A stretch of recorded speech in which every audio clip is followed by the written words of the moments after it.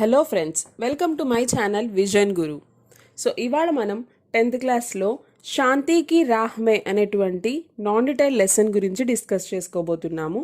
మీరు కానీ నా వీడియో చూడడం ఇదే ఫస్ట్ టైం అయితే వెంటనే లేట్ చేయకుండా నా ఛానల్ని సబ్స్క్రైబ్ చేసుకోండి.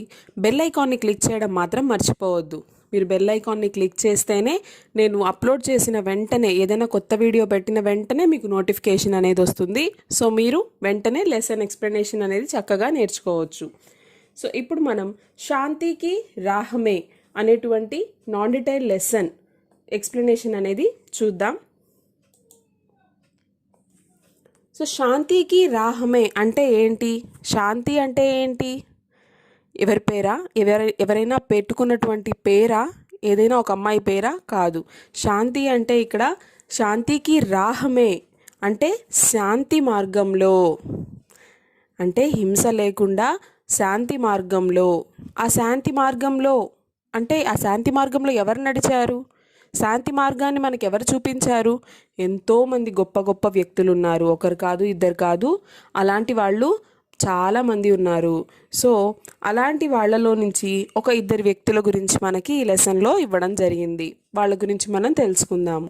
సో దానికంటే ముందు ఇక్కడ చూడండి, మనం లెసన్లోకి వెళ్ళినట్లయితే, यदि हमारे पास दुनिया का सारा वैभव और सुख साधन उपलब्ध है परंतु शांति नहीं है तो वैसे सुख साधन व्यर्थ है.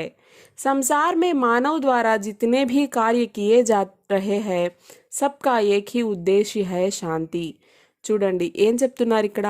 यदि हमारे पास दुनिया का सारा वैभव और सुख साधन उपलब्ध है परंतु शांति नहीं है तो वैसे सुख साधन व्यर्थ है. ఒకవేళ మన దగ్గర ప్రపంచంలో ఉన్నటువంటి భోగభాగ్యాలు, సంపదలు అన్నీ ఉన్నప్పటికీ కూడా మనకి శాంతి అనేది లేదు, ప్రశాంతత అనేది లేదు. అలాంటప్పుడు అవన్నీ డబ్బు, సంపద ఇదంతా కూడా ఉండి ఏం లాభం చెప్పండి? అవన్నీ కూడా వ్యర్థమే. మన దగ్గర ప్రతి వస్తువు ఉంది, ప్రతిదీ కూడా ఉంది, మనకు కావాల్సినవన్నీ కొనుక్కున్నాము, ఐశ్వర్యం, డబ్బులు అన్నీ ఉన్నాయి.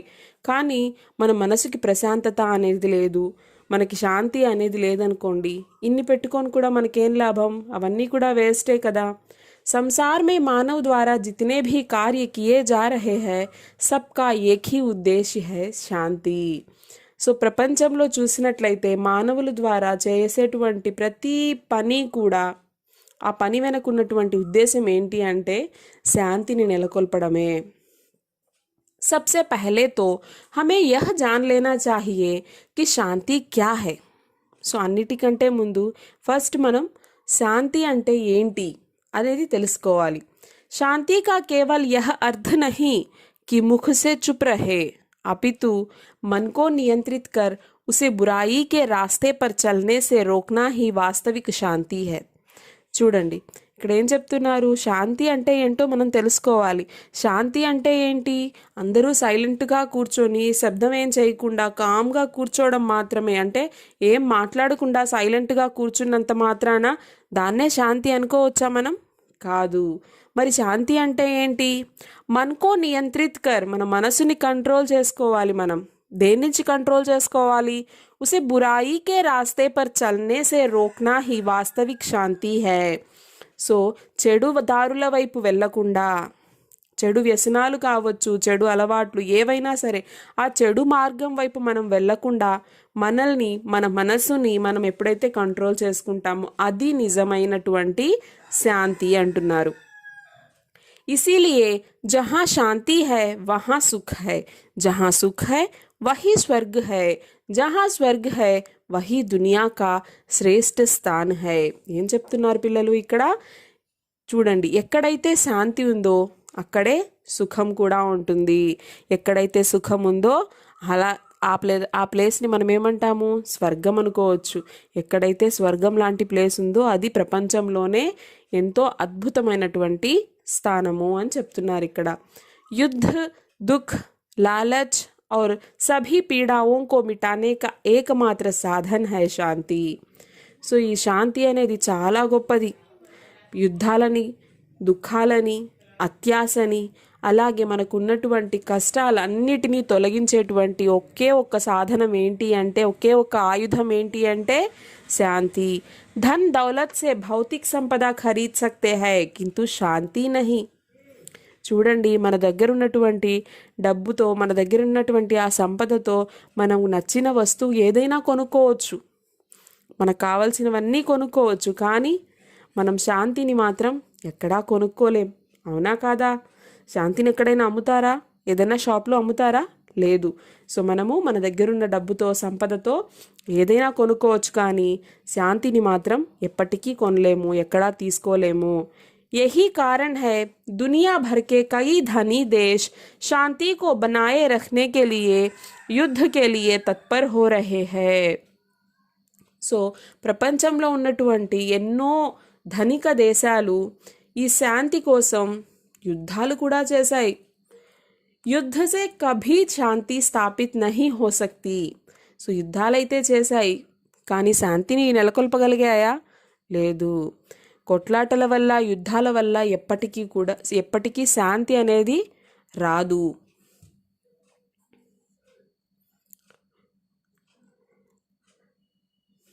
చూడండి, ఇక్కడ యుద్ధ సే కభీ శాంతి స్థాపిత్ నహీ హో సక్తి. యుద్ధాల వల్ల శాంతి అనేది ఎప్పటికీ రాదు. బల్కి సభీ దేశోं के बीच చర్చా एवं सहयोग के द्वारा శాంతి की स्थापना की जाती है. ఏం చెప్తున్నారు? యుద్ధాల వల్ల ఎప్పటికీ కూడా మనము శాంతిని నెలకొల్పలేము. శాంతి ఎలా వస్తుంది? ఒకరితో ఒకరు కూర్చొని, అది ఇద్దరు వ్యక్తులు కావచ్చు, రెండు దేశాలు కావచ్చు, ఎవరైనా సరే శాంతిని నెలకొల్పాలి అన్నప్పుడు కాంప్రమైజ్ అయ్యి కూర్చొని చర్చించుకొని మాట్లాడుకోవడం వల్ల శాంతి అనేది మనకి లభిస్తుంది. ఇసీ ఉద్దేశ్య సే, ఇక్కడ చూడండి, ఇసీ ఉద్దేశ్య సే 24 अक्टूबर 1945 में संयुक्त राष्ट्र संघ की स्थापना हुई. సో దానికోసమే, ఈ ఉద్దేశంతో, ఏ ఉద్దేశంతో? సో చర్చించుకోవాలి, చర్చలు జరగాలి, యుద్ధాలు కాదు జరగాల్సింది. సో ఈ చర్చా సమావేశాలు జరగాలి అనే ఉద్దేశంతో మనకి 24 అక్టోబర్ 1945లో సంయుక్త రాష్ట్ర సంఘ్, ఐక్యరాజ్య సమితి అనేటువంటిది స్థాపించడం జరిగింది. इसका मूल उद्देश्य है विश्व के सभी देशों के बीच शांति की स्थापना करना. సో దీని వెనుకున్నటువంటి ముఖ్య ఉద్దేశం ఏంటి? దీన్ని స్థాపించడం వెనుకున్నటువంటి ముఖ్య ఉద్దేశం ఏంటి? ప్రపంచంలో ఉన్నటువంటి అన్ని దేశాల మధ్య కూడా శాంతిని స్థాపించాలి, యుద్ధాలు మనం ఆపేయాలి. ఇతనా హీ నహీ, అంతేకాదు, शांति के क्षेत्र में उत्कृष्ट कार्य करने के लिए हर वर्ष नोबेल पुरस्कार भी दिया जाता है. అంతేకాదు, ఈ శాంతి మార్గంలో ఉన్నతమైనటువంటి పనులు ఎవరైతే చేస్తారో వాళ్ళని మనం పురస్కరించుకోవడం, సన్మానించుకోవడం కూడా జరుగుతుంది. ఎలా? నోబెల్ పురస్కారం అనేటువంటిది వాళ్ళకి ఇవ్వడం జరుగుతుంది. शांति की स्थापना में अपना जीवन समर्पित करने वाले कई महान हस्तियां है. సో ఇందాకే మనం చెప్పుకున్నాం, ఈ శాంతిని నెలకొల్పించడంలో తమ జీవితాలనే అర్పించేసిన వాళ్ళు ఎంతో మంది గొప్ప గొప్ప వ్యక్తులు ఉన్నారు. यहाँ उन्हीं में से 2 महान लोगों के महान कार्यों के बारे में दिया जा रहा है. ఇక్కడ అలాంటి గొప్ప వ్యక్తులలో నుంచి ఒక ఇద్దరు వ్యక్తుల గురించి ఇవ్వడం జరిగింది. जिन्होंने अपना सारा जीवन अहिंसा, शांति, सेवा और भाईचारे की स्थापना में लगा दिया है. సో ఇక్కడ ఇచ్చినటువంటి ఆ గొప్ప వ్యక్తులు ఏం చేశారు? శాంతి మార్గాన్ని నలుగురికి చూపించారు, అహింసా మార్గంలో నడిచారు, ఇతరులకి సేవ చేశారు, సోదర భావాన్ని వ్యాపించారు. సో అలాంటి వాళ్ళ గురించి మనం తెలుసుకోబోతున్నాము. ఆ వ్యక్తులు ఎవరు అంటే, చూడండి పిల్లలు, మొదటి వ్యక్తిగా మనం ఇక్కడ నెల్సన్ మండేలా గారి గురించి చెప్పుకోబోతున్నాం. मंडेला के नाम से विश्व भर में प्रख्यात शांति दूत का पूरा नाम नेल्सन रोलिहलाल मंडेला था. ఇక్కడ చూడండి, मंडेला के नाम से विश्व भर में प्रख्यात शांति दूत का पूरा नाम है. ఇక్కడ ఈ మండేలా, నెల్సన్ మండేలా, ఈయన ప్రపంచంలోనే మనకి శాంతి దూతగా పిలువబడేటువంటి ఒక గొప్ప వ్యక్తి. ఈయన పూర్తి పేరేంటి? నెల్సన్ రోలిహ్లాలా మండేలా థా. ఏంటి ఈయన పేరు? నెల్సన్ రోలిహ్లాలా మండేలా థా. ఉన్కా జన్మ్, ఈయన ఎప్పుడు పుట్టారు చూడండి. 18 जुलाई 1998 को దక్షిణ ఆఫ్రికా మే హువా. ఎక్కడ పుట్టారు, ఎప్పుడు పుట్టారో ఇక్కడ ఇచ్చున్నారు. 18 జూలై 1898 దక్షిణ ఆఫ్రికాలో ఈయన జన్మించడం జరిగింది. వే దక్షిణ అఫ్రికాకే ప్రథమ అశ్వేత రాష్ట్రపతి థే. సో ఈయన దక్షిణాఫ్రికాలో ప్రథమ అశ్వేత్. అశ్వేత్ అంటే ఏంటి? శ్వేత్ అంటే తెల్లటి అని. అశ్వేత్ అంటే శ్వేతకి ఆపోజిట్ వర్డ్ అవుతుంది, అంటే నల్లని అని. అంటే ఏంటి? దక్షిణాఫ్రికాలో ప్రథమ నల్లజాతి రాష్ట్రపతిన, అంటే నల్లజాతికి చెందిన వ్యక్తి ఒక రాష్ట్రపతిగా ఎన్నుకోవడం అదే మొట్టమొదటిసారి. ఈయనే మొట్టమొదటి వ్యక్తి అన్నమాట. राष्ट्रपति बनने से पूर्व वे दक्षिण अफ्रीका में सदियों से चल रहे रंग भेद का विरोध करने वाले अफ्रीकी नेशनल कांग्रेस और इसके सशस्त्र गुट उमखोतोंवे सिज्वे के अध्यक्ष रहे. చూడండి, ఈయన రాష్ట్రపతిగా ఎన్నుకోబడ్డారు. సో దానికి ముందు ఈయన చేసినటువంటి యాక్టివిటీస్ ఇక్కడ ఇచ్చారు. ఏంటయా అంటే చూడండి, ఎప్పటి నుంచో దక్షిణాఫ్రికాలో ఈ నల్ల జాతీయులు తెల్ల జాతీయులు అనేటువంటి తేడాల మధ్య అక్కడ గొడవలు అవి జరుగుతూ ఉండేవి. సో అప్పుడు ఈ తేడాలు అనేవి ఉండకూడదు అని చెప్పి అక్కడ పోరాటం చేసేటువంటి వ్యక్తుల్లో ఈయన మొదటి స్థానంలో ఉన్నారు. సో అక్కడ దక్షిణాఫ్రికాలో ఒక పార్టీ ఉండేదన్నమాట, ఆఫ్రికీ నేషనల్ కాంగ్రెస్ అనేటువంటి ఒక పార్టీ ఉండేది. సో వాళ్ళ యొక్క ఒక టీం అన్నమాట. సశస్త్ర గుట్ అంటే ఏంటి అంటే ఆయుధాలతో ఉన్నటువంటి ఒక దళం అన్నమాట. సో దాని పేరేంటి అంటే ఉంఖోతోంవే సిజ్వే. సో దాని పేరు అనమాట, అది ఆ సంస్థ యొక్క పేరు. సో దాంట్లో ఈయన అధ్యక్షుడిగా ఉండేవారు. रंगभेद विरोधी संघर्ष के कारण उन्होंने 27 वर्ष रॉबिन द्वीप के कारागार में बिताया. చూడండి, ఈయన ఆ విధంగా అంటే ఇలా నల్లజాతి తెల్లజాతి అనేటువంటి రంగు భేదం అనే జాతి భేదం అనేది ఉండకూడదు అని చెప్పి ఈయన విరోధించారని చెప్పేసి ఈయన్ని 27 years 27 సంవత్సరాలు రాబిన్ ఐలాండ్ అనమాట. ద్వీప్ అంటే ఇక్కడ ఐలాండ్. సో అక్కడ ఉన్నటువంటి కారాగారంలో అంటే జైల్లో ఉంచారు ఈయన్ని. ఎన్ని సంవత్సరాలు? 27 సంవత్సరాలు ఈయన్ని జైల్లో బంధించారు. ఉన్హే కోయలా ఖనికా కామ్ కర్నా పడా థా. సో జైల్లో ఉన్నప్పుడు ఈయన బొగ్గు గనుల్లో ఒక కార్మికుడిగా కూడా పనిచేశారు. सन 1990 में श्वेत सरकार से हुए एक समझौते के बाद उन्होंने नए दक्षिण अफ्रीका का निर्माण किया. वे दक्षिण अफ्रीका एवं समूचे विश्व में रंगभेद का विरोध करने के प्रतीक बन गए. సో తర్వాత 1990లో 1990లో సో శ్వేత సర్కార్ సే హుయే ఏక్ సమఝోతే కే బాద్, సో అక్కడ గవర్నమెంట్తో జరిగినటువంటి ఒక కాంప్రమైజ్ తర్వాత ఈయన ఆ దక్షిణాఫ్రికాలో మనకి జాతి భేదం ఇవన్నీ ఏమీ ఉండకూడదు అని చెప్పేసి అక్కడ అధ్యక్షుడిగా నిలిచారనమాట. संयुक्त राष्ट्र संघ ने उनके जन्मदिन को नेल्सन मंडेला अंतर्राष्ट्रीय दिवस के रूप में मनाने का निर्णय लिया. సో అక్కడ ఐక్యరాజ్య సమితి ఏం చేసిందంటే ఈయన పుట్టినరోజుని నెల్సన్ మండేలా అంతర్రాష్ట్రీయ దివస్ అని సెలబ్రేట్ చేసుకోవడం స్టార్ట్ చేసింది. दक्षिण अफ्रीका के लोग मंडेला को व्यापक रूप से राष्ट्रपिता मानते हैं. సో అక్కడి వాళ్ళంతా కూడా ఈయన్ని ఏమని భావిస్తారు? राष्ट्रपिता. उन्हें लोकतंत्र के प्रथम संस्थापक और उद्धारकर्ता के रूप में देखा जाता था. दक्षिण अफ्रीका में प्रायः उन्हें मदीबा कहकर बुलाया जाता था. సో అక్కడ వాళ్ళ కోసం పోరాడారు, అన్ని సంవత్సరాలు జైల్లో ఉన్నారు అంటే వాళ్ళందరినీ ఉద్ధరించడానికి ఈయన అక్కడ అందరికీ వ్యతిరేకంగా నిలబడ్డారు. సో కాబట్టి ఆయన్ని అక్కడి ప్రజలంతా కూడా మదీబా అని పిలుస్తారు. యహ శబ్ద్ బుజుర్గోం కే లియే సమ్మాన్ సూచక్ హై.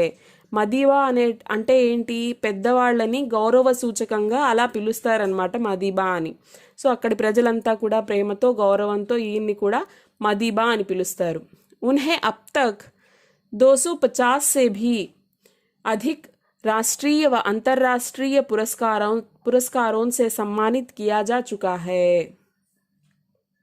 ఇక్కడ చూడండి, ఉన్హే అబ్ తక్ 250 या 250 అంటే ఇక్కడ 250 కంటే ఎక్కువ రాష్ట్రీయ అంతర్రాష్ట్రీయ పురస్కార్ నేషనల్ అండ్ ఇంటర్నేషనల్ పురస్కారాలతో ఇన్ని సమ్మానించడం జరిగింది. नेक्स्ट, सन 1993 में नोबेल शांति पुरस्कार, भारत रत्न पुरस्कार और सन 2008 में గాంధీ శాంతి పురస్కార్ ప్రాప్తు హుయే. చూడండి, ఈయనకి ఇచ్చినటువంటి ఆ పురస్కారాలు ఇక్కడ ఇవ్వడం జరిగింది.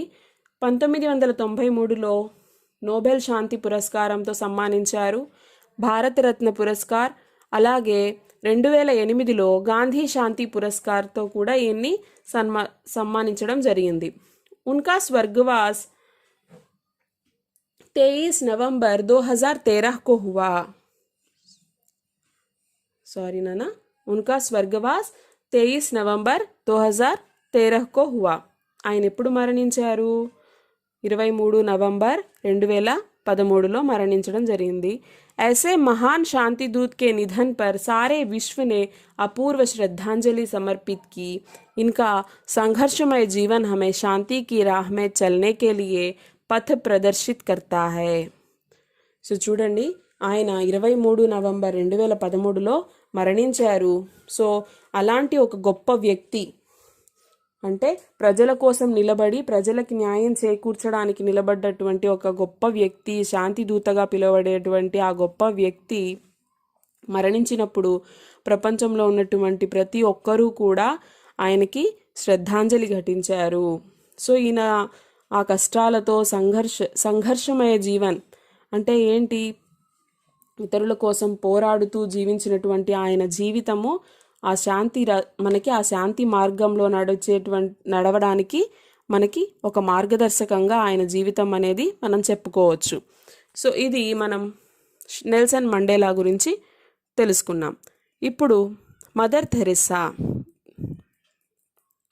సో మదర్ తెరెసా గురించి మనందరం ఎక్కడో ఒక చోట చదివే ఉంటాం. ఆవిడ గొప్పతనం, ఆవిడ ఔన్నత్యం గురించి, ఆవిడ చేసినటువంటి సేవల గురించి, ఆవిడ మంచితనం గురించి మనందరికీ ఎంతో కొంత ప్రతి ఒక్కరికి తెలిసే ఉంటుంది. సో అలాంటి ఒక గొప్ప వ్యక్తి గురించి మనం ఇప్పుడు తెలుసుకోబోతున్నాం. సో చూడండి, ఇక్కడ మదర్ తెరెసా एक ऐसा नाम है जो शांति, करुणा, प्रेम व वात्सल्य का पर्याय कहलाता है. చూడండి, మదర్ తెరెసా అసలు ఆ పేరు ఎలాంటి పేరు అంటే ఆ పేరులోనే మనకి శాంతి, కరుణ, ప్రేమ, వాత్సల్యం వీటికి మారు పేరేమో మదర్ తెరెసా అంటే. దానికి పర్యాయపదం అంటే ఏంటి, ఒకే మీనింగ్ ఇచ్చేటువంటి పదాలని మనము పర్యాయ పదాలు అంటాము. అంటే ప్రేమ, శాంతి, కరుణ అన్నా కూడా, మదర్ తెరెసా అన్నా కూడా ఒకటేనేమో. మదర్ తెరెసా అనే ఒక పేరు వాడితే చాలు ఇన్ని పదాలు చెప్పే బదులు. అంటే అంత గొప్ప వ్యక్తి ఆవిడ. ऐसी महान माता का पूरा नाम आग्नेस गोंक्षे बोंशियो थेरेसा था. उनका जन्म 26 अगस्त 1910 को और उनकी स्वर्गवास 5 सितंबर 1997 में हुआ था. సో ఇక్కడ ఆవిడ ఎప్పుడు జన్మించారు? ఆగస్టు 26న 1910న ఆవిడ జన్మించారు. అలాగే ఆవిడ ఎప్పుడు మరణించారు అంటే సెప్టెంబర్ 5, 1997లో ఈవిడ మరణించారు. वैसे तो वे युगोस्लेविया मूल की थी. आगे चलकर सेवा की भावना में रत होकर भारत की नागरिकता स्वीकार कर ली. సో చూసినట్లయితే ఈ మదర్ తెరెసా ఏ దేశానికి చెందినవారు? యుగోస్లేవియా పౌరసత్వం కలిగినటువంటి స్త్రీ అన్నమాట. అక్కడ ఉండేటువంటి ఆవిడ భారతదేశానికి వచ్చి ఇక్కడ సేవ చేయాలి, ఈ ప్రజలకి నేను ఏదో చేయాలి, నేను వీళ్ళందరికీ హెల్ప్ చేయాలి అనేటువంటి భావనతో భారత పౌరసత్వాన్ని స్వీకరించి ఇక్కడే సెటిల్ అయిపోయారు. प्रारंभ में उन्होंने अध्यापिका के रूप में काम किया, किंतु उनका सपना कुछ और ही था. చూడండి, స్టార్టింగ్లో ఆవిడ ఒక టీచర్గా జాబ్ చేసే ఆవిడ, కానీ ఆవిడ కలలు, ఆశయాలు వేరేగా ఉండేవి. ఏంటి ఆవిడ కలలు, ఆవిడ ఆశయాలు, ఆవిడ అంబిషన్స్ ఏంటి అంటే, वे अनाथों, गरीबों और रोगियों की सेवा करना चाहती थी. ఆవిడెప్పుడూ కూడా అనాథల్ని, పేదవాళ్ళని, రోగాలతో బాధపడుతున్న వాళ్ళని చేరదీసి వాళ్ళకి సేవ చేయాలి అన్నది ఆవిడ ఆశయం అన్నమాట. इसीलिए उन्होंने सन 1950 में कोलकाता में मिशनरीज ఆఫ్ చారిటీకి స్థాపన की. సో వాళ్ళందరికీ సేవ చేయాలి అనే ఉద్దేశంతో ఆవిడ 1950లో కలకత్తాలో మిషనరీస్ ఆఫ్ చారిటీ అనేటువంటి ఒక ట్రస్ట్ని స్థాపించారు. उनके द्वारा స్థాపిత సంస్థ को ही నిర్మల్ హృదయ్ कहते हैं. సో ఆవిడ స్థాపించినటువంటి ఆ సంస్థలనే మనం నిర్మల హృదయ్ అని కూడా పిలుస్తారు. ఎందుకంటే ఆ సంస్థలు అనేవి ఏం చేస్తాయి, ఇలా రోగాలతో బాధపడుతున్న వాళ్ళని, అనాథలని, ఏం అంటే కష్టాల్లో ఉన్న వాళ్ళని చేరదీయడానికి ఆ సంస్థలు ముందుంటాయన్నమాట. उन्होंने अपना सारा जीवन गरीब, అనాథ్ और बीमार लोगों की सेवा में लगा दिया. ఆవిడ జీవితం మొత్తం కూడా రోగాలతో ఉన్న వాళ్ళని, అంటే ఎవరూ లేని అనాథలని, పేదవాళ్ళని చేరదీయడానికే గడిపేశారు. सन 1970 तक वे गरीबों और असहायकों के लिए अपने मानवीय कार्यों के लिए प्रसिद्ध हो गई. సో 1970 వచ్చేసరికి ఆవిడ ఇలా అందరికీ సేవ చేయడంలో అందరి నోళ్లలో కూడా ఆవిడ పేరు నానేదనమాట. అంటే ఎక్కడ చూసినా, ఎక్కడైనా పేదవాళ్ళు ఉన్నారు, రోగాలతో బాధపడుతున్నారు, అనాథలు ఉన్నారు అంటే మదర్ తెరెసా గారు ముందుండేవాళ్ళు ఆవిడ సంస్థ తరపు నుంచి వాళ్ళకి సహాయం చేయడానికి. सन 1979 में उन्हें नोबेल पुरस्कार, सन 1980 में भारत रत्न पुरस्कार से सम्मानित किया गया. సో ఆవిడకి లభించినటువంటి పురస్కారాలు చూడండి. 1979లో నోబెల్ పురస్కారం లభించింది. అలాగే 1980లో భారతరత్న పురస్కారంతో ఈవిడ్ని సన్మానించడం జరిగింది. उन्होंने कथनी से कही करनी को अधिक महत्व दिया. ఈవిడ మదర్ థెరిస్సా కథనీ సే కహీ కర్నీ కో అధిక్ మహత్వ దియా అంటే ఏంటి, చెప్పడం కంటే చెయ్యడానికి ఎక్కువ ఇంపార్టెన్స్ ఇచ్చేవాళ్ళు. इसीलिए वे हमेशा कहा करती थी, प्रार्थना करने वाले होठों से सहायता करने वाले हाथ कहीं अच्छे हैं. అందుకే ఆవిడ ఎప్పుడు చెప్పేవారు, ఏమని చెప్పేవారంటే ప్రార్థన కర్నే వాలే హోఠోన్ సే సహాయతా కర్నే వాలే హాత్ కహీ అచ్చే హై. అంటే ఏంటి, ప్రార్థించే పెదవుల కన్నా సహాయం చేసేటువంటి చేతులు ఎంతో గొప్పవి అని. ఎందుకు, మనం వాళ్ళ కోసం దేవుడా వాళ్ళకి అది చెయ్యి, దేవుడా వీళ్ళకి ఇది చెయ్యి అని ప్రార్థించే బదులు మనం చెయ్యదగ్గదేదో మనం వెళ్ళి వాళ్ళకి చేసేసి రావచ్చు కదా. సో అందుకని మాటలు చెప్పడం కంటే చేతలు చేయడం చాలా ముఖ్యం అని మదర్ తెరెసా గారు భావించేవారు. మాతృమూర్తి करुणामयी मदर तेरेसा ने अपने जीवन में यह साबित कर दिखाया है कि मानव सेवा ही माधव सेवा है.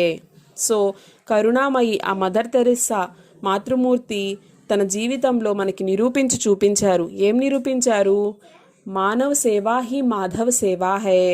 సో మానవులకి, ఎదుటి వ్యక్తులకి సేవ చేయడమే మనం దేవుడికి సేవ చేసినట్టు, భగవంతుడికి సేవ చేసినట్టు. परोपकार के पथ पर चलने वालों को ही वास्तविक जीवन मिलता है. ఎవరైతే పరులకి సహాయం చేస్తారో, పరోంకో ఉపకార్ కర్నే వాలా, దూసరోంకో ఉపకార్ కర్నే వాలా. పరోపకార్ కే పథ్ పర్ అంటే ఏంటి, ఇతరులకి సహాయం చేసేటువంటి ఆ దారిలో నడుస్తారో వాళ్ళకి నిజమైన జీవితం అంటే ఏంటో తెలుస్తుంది. ఆజ్ వే హమారే బీచ్ నహీ హై, किंतु उनके महान विचार, उत्कृष्ट कार्य और श्रेष्ठ परोपकारी गुण आज भी एक दिव्य ज्योति के रूप में हमें वास्तविक जीवन बिताने की राह दिखाते हैं. సో ఈరోజు మన మధ్యలో ఆవిడ లేకపోయినప్పటికీ కూడా ఆవిడ చెప్పినటువంటి మాటలు, ఆవిడ చేసినటువంటి గొప్ప గొప్ప పనులు, ఆవిడ ఆలోచనలు, ఆవిడ గుణాలు, ఇవన్నీ కూడా ఇతరులకి సహాయం చేయడం కానివ్వండి, ఇవన్నీ కూడా మనకి మంచి మార్గంలో నడవడానికి, అంటే శాంతికి రాహమే అంటే మనం చెప్పుకున్నాం కదా, శాంతి మార్గంలో నడవడానికి కానివ్వండి, ఇవన్నీ కూడా మనకి నిజ జీవితంలో మనకన్నీ కూడా సహాయపడతాయి అని ఇక్కడ చెప్తున్నారు. సో చూడండి పిల్లలు, దీని నుంచి మనం ఏం నేర్చుకున్నాము, ఎప్పుడూ కూడా ఇతరులకి సహాయపడాలి, అవసరం ఉన్న వాళ్ళకి మనము సహాయం చేయాలి. వాళ్ళ కోసం మనం ప్రార్థించడం, అది చేసేయాలి ఇది చేసేయాలి అని మాటలు చెప్పడం కాదు. మనకి ఎంతవరకు వీలైతే అంతవరకు మనము ఇతరులకి సహాయపడాలి అని ఇక్కడ చెప్తున్నారు. సో ఈరోజు చెప్పుకున్నటువంటి శాంతికి రాహమే లెసన్ మీకు అర్థమైంది అనుకుంటున్నాను. ఒకవేళ మీకు ఏమైనా డౌట్స్ ఉన్నట్లయితే కామెంట్ సెషన్లో పెట్టండి, నేను వాటికి క్లారిటీ ఇస్తాను. సో మనం నెక్స్ట్ వీడియోలో కలుద్దాం. ఈ వీడియో కానీ మీకు నచ్చినట్లయితే ప్లీజ్ లైక్ చేయండి, షేర్ చేయండి, and don't forget to subscribe my channel vision Guru. Thank you.